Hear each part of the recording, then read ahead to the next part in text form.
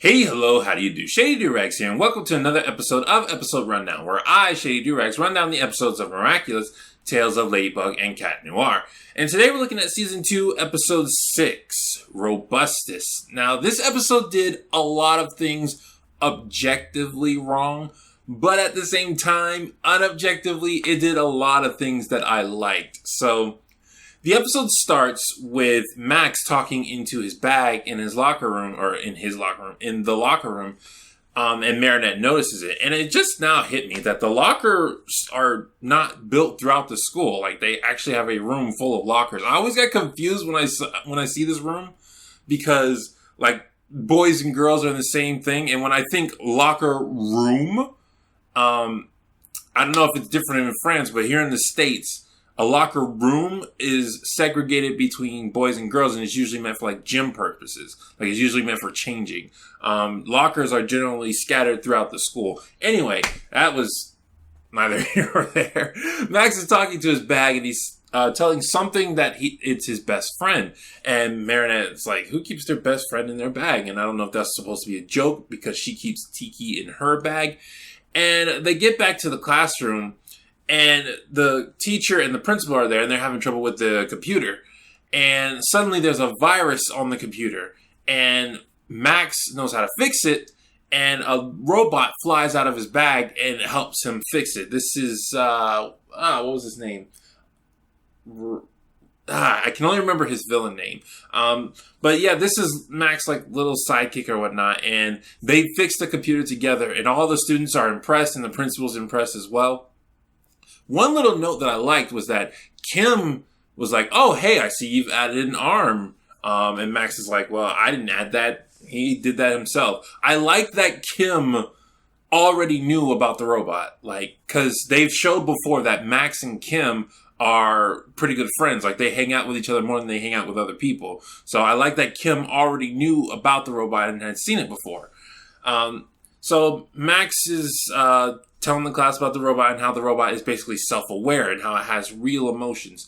And the teacher is like, okay, that's all fine and dandy. Now put your toy away, Max, so we can get started on class. And it could have just stopped there, but the robot gets offended that he's called a toy, and he has an argument with the teacher. And this kind of upset me, because the teacher is like, come on, Max, it can't have emotions. And Max says, yeah, it does. It has real emotions. And the robot defends itself, and the teacher says, you programmed it to say that. I don't know why this teacher is being so ignorant. Like, the argument of whether or not artificial intelligence can be considered life, that happens. That I can understand that happening in fiction as well as in the real world. That other fiction aspects have that argument all the time.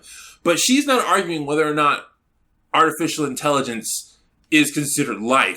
This teacher was arguing that there's no such thing as artificial intelligence. Like, a computer can't become self-aware or something like that, which within today's society, with all the sci-fi we've seen and all the sci-fi becoming real from what we've seen, I have a hard time believing that somebody wouldn't be able to accept that artificial intelligence existed. I'm pretty sure there's somebody out there, but the possibility of artificial intelligence is pretty widely accepted, so that was really weird. And because of their argument, the principal just takes the robot and says, Max, I'll give it to you after class, which I don't fault the principal for, because the student was having an argument with the teacher. And even though the teacher was kind of wrong, though the principal didn't agree with her, it was more so about the disruption of the class. The teacher asked the student to do something that wouldn't have hurt the student in any way, shape, or form. She just asked him to put the robot away. The robot lives in the bag. That wasn't going to harm the robot. And the robot refused to go back in the bag because he felt he had been insulted. Even if this was a person, he's not supposed to be in that class. So he's basically a person disrupting a class because he felt insulted. So I don't blame the principal for taking the robot away. So the robot gets taken away, and he becomes sad. And Max is like, oh, he's never been without me. I don't know how he's going to be able to handle it. And he becomes sad. And this makes Hawkmoth be able to target the robot because the robot has authentic emotions. So this is where the episode starts doing things that are objectively bad, but I really like. Hawkmoth targets the robot, and he says, okay, you're going to get me Ladybug and Cat Noir's Miraculouses. And the robot, nobody else does this, but the robot, he asks why. And they kind of give this explanation that he's designed to be naturally curious. That's what Max designed him to be. But whenever Hawkmoth has taken control of somebody, he's pretty much been given full control. The only time I can think of off the top of my head where he wasn't in full control was with Pixelator. I think that's his name, Pixelator. The photograph guy. He tried to defy Hawkmoth for a short time. Hawkmoth then said, I will remove your powers if you try to defy me, and made him feel pain. And then he was like, okay, I'll do what you say.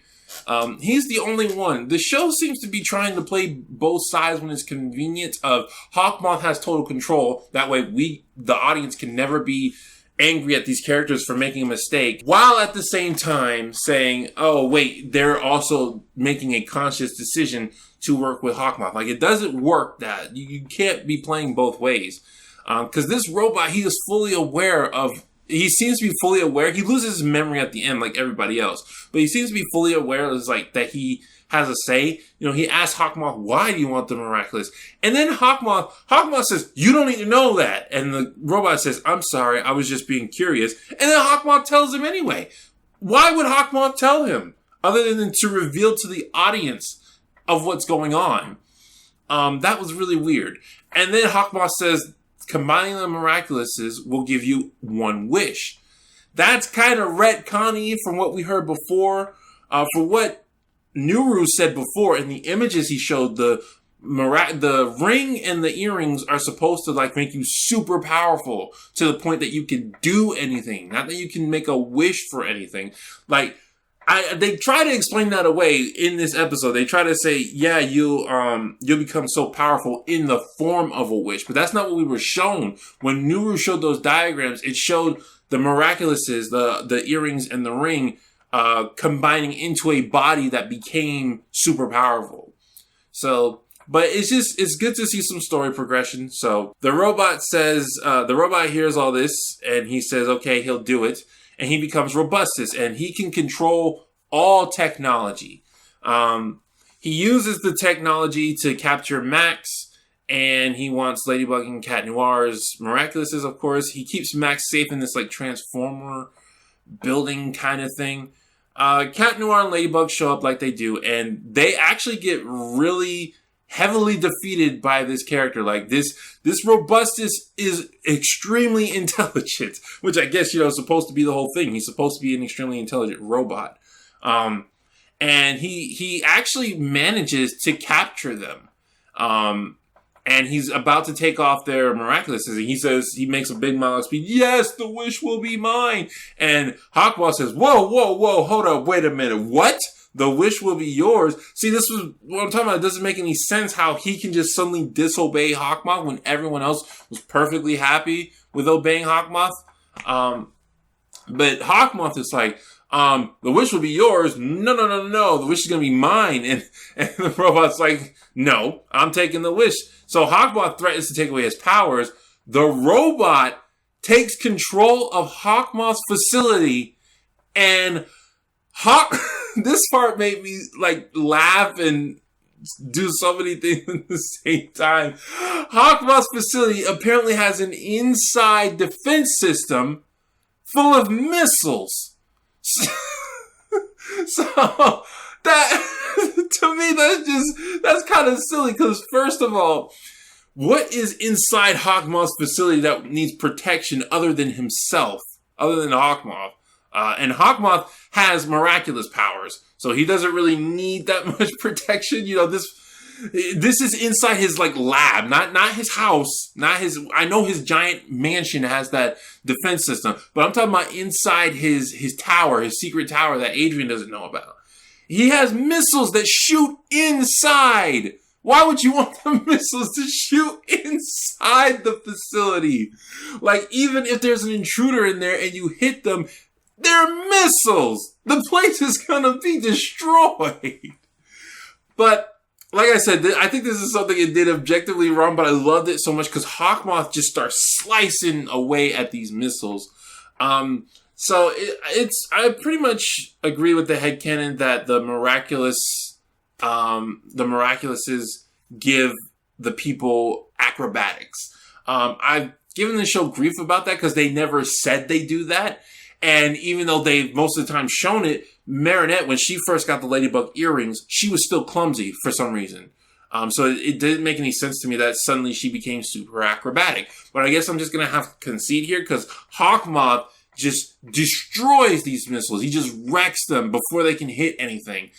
He has a sword. Hawkmoth, his cane that he has is a sword.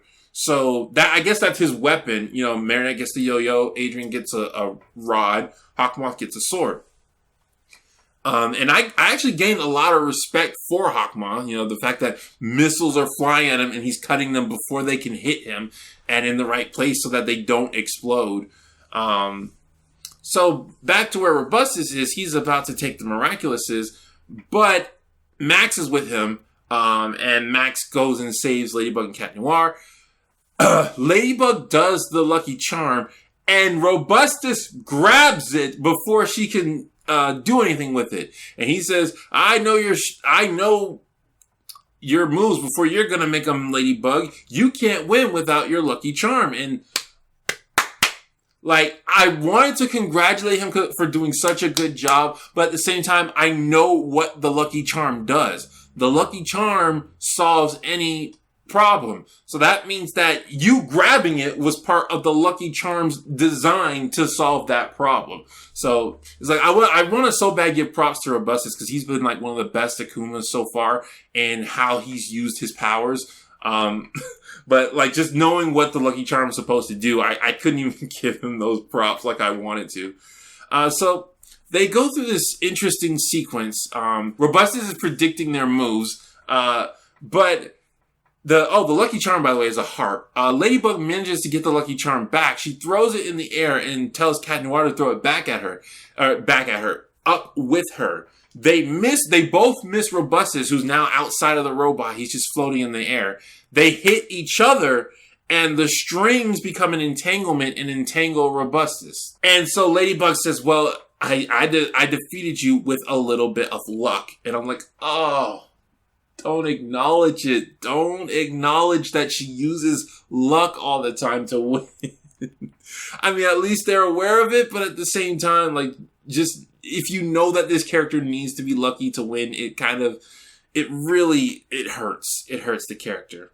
And so, the Akuma gets removed. Does Hawkmoth remove it? I think Hawkmoth removes it. I don't remember, but I don't remember anything. I remember now.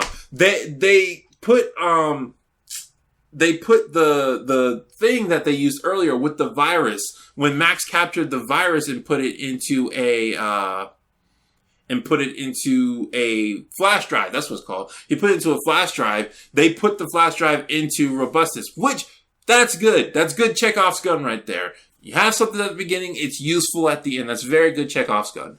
And that's how the Akuma gets wiped out. I thought Hawkmoth removed it for some reason, but no, it was the virus. I just knew they didn't destroy the robot. So Marinette decides to go to the old man and ask him, whoa, why didn't you tell me about this wish? No, she didn't even ask that. She was just like, so apparently my Miraculous can grant a wish if I combine it with Cat Noir's. And it just dawned on me, why didn't he tell her that? He knew that. Why didn't he tell her?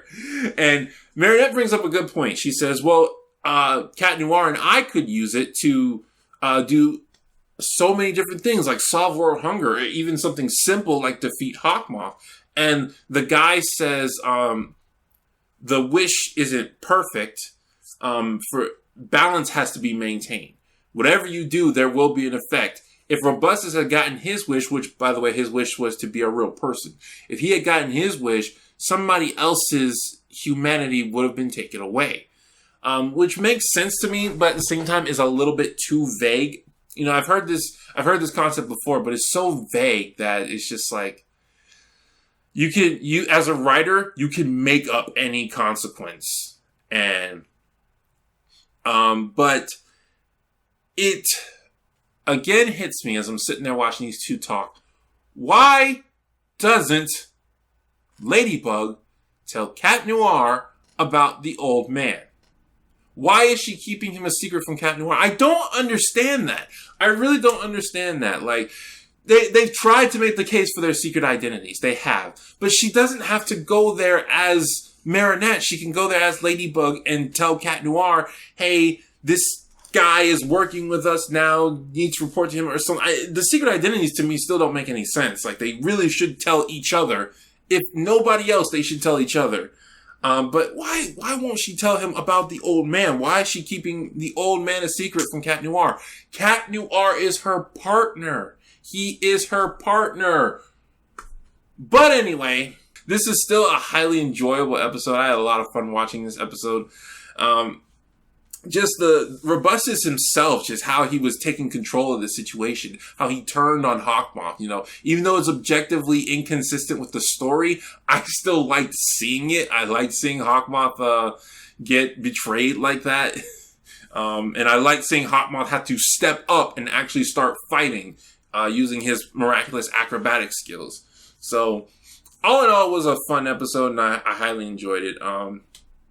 Looking forward to what's coming in the future. I've seen a couple of spoilers, and I'm really mad. But we'll just see. We'll just see when we get there. But that's that. Yeah. Thank you guys so much for watching. Let me know what you thought about this episode, and let me know what you thought about this video. And I will see you guys in the next time for episode 7. This has been Shady Doorags. So long. Farewell. Ad Vita say. Goodbye.